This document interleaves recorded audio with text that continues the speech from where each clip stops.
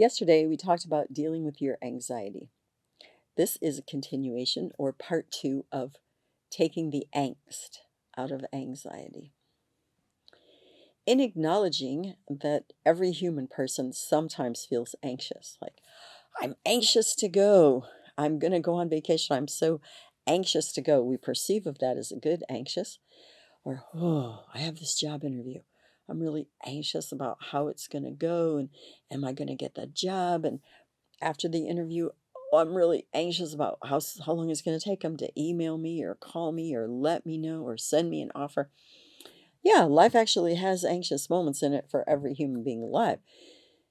But some people struggle a great deal with chronic anxiety, and it gives them terrible physical symptoms. Literally, sometimes to the point that they have a panic attack or they feel like they're having a heart attack, like their heart is going so fast and so hard it feels like it's going to burst right out of their chest. It is not a good feeling. And it's just really something which can be overcome, but which a lot of people don't understand or don't take the time to really dissect and inspect. So let me help you with that a little bit. Yesterday we talked about the need to breathe, the need to think true thoughts, and it's a good idea to pray, which it is. So go back and listen to that. I'm not going to go through it all again. I'm just going to review it, and that's that. But today, we're going to go a little bit deeper with it as we move on in getting your anxiety somewhat under control. I'm not telling you will totally eliminate it, but getting it under control. Okay, so after you pray, the next step is give thanks. That may sound really funny, but it isn't actually. You need to give thanks for the good things in your life. All of us should anyway. It is a great exercise for every single one of us in terms of our mental, emotional, and spiritual health. Learn how to give thanks. Again, if you have the journal, which I encourage you about very often, especially this private personal journal, where you want to keep things that nobody else needs to see, and then you need to put it up where other people aren't going to get their hands on it. Now, let me tell you, at the end of the day, a year or two from now, when you've learned how to do some of these exercises and those thoughts are not constantly with you, it is really a fair thing to burn that journal or shred it, because those are not things that anybody ever does need to see. I can literally tell you that I have things that I have burnt in the past because my kids just never need to see those things, nor does any other human. And one day when I'm really old and dead, I don't want them to come across all that. So I have destroyed them. I'm going to give that to you when you're like, wow, what do I do with this later? Well, later you destroy it when you don't need it any longer. But the pages that you write that are about Thanksgiving, those you could keep or put into another journal that you want to have around. I'm thankful I have curly hair. Not every day, mind you. Sometimes this curly hair drives me wild, but I'm just saying to you, I'm thankful I have red hair. I'm thankful I have blonde hair. I'm thankful I have pretty blue eyes. I'm thankful I have peaches and cream complexion, sorry. I'm thankful I have a beautiful body, man. I'm muscular and I'm thankful I'm a man. I'm thankful I'm a woman. I'm thankful I have a good mind that works.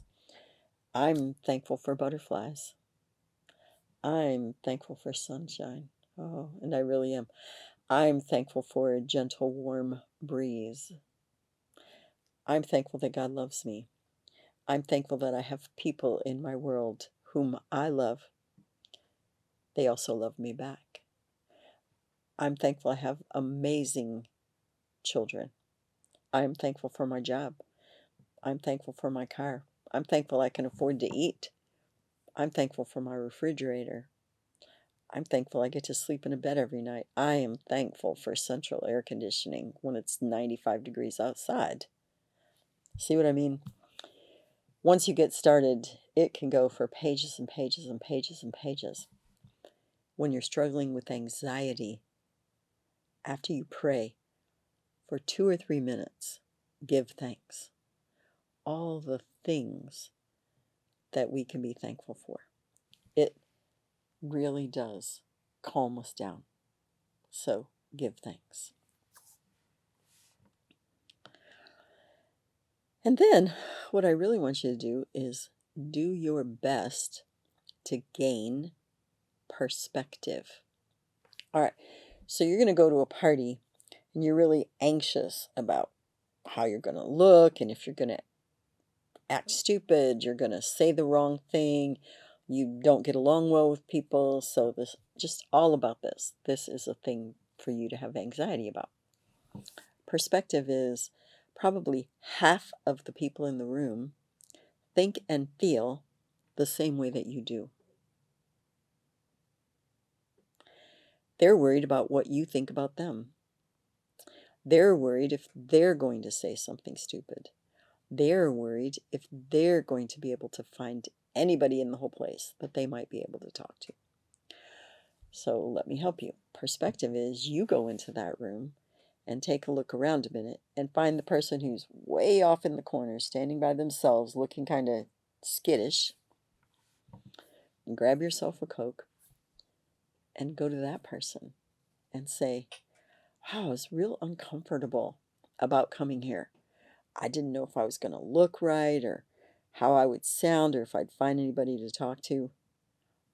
Just acknowledging that you have had a tiny bit of a struggle might open the door for them to have a conversation with you. Whether you have a 5-minute meaningful conversation or this person becomes a friend, it put things into perspective for you. And that is healthy. So you go to a job interview. And there are 5 or 6 other people sitting out there in the hall getting ready for the interview too, filling out paperwork and things. It is really okay for you to sit there and say, boy, I've been kind of nervous about this interview. I've had some anxiety about it. But I've been breathing and I've been praying. And in my mind, I've been really being thankful, even for the opportunity to be here and knowing how to read and write so I could fill out this form. And I'm going to do okay in this interview. So I hope the best one of us, the most qualified of us, gets this job. You just put perspective into your own mind to calm yourself down. And you helped everyone else there to gain perspective too.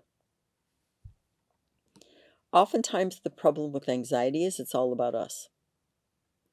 We need to gain perspective that there are a lot of other people around us.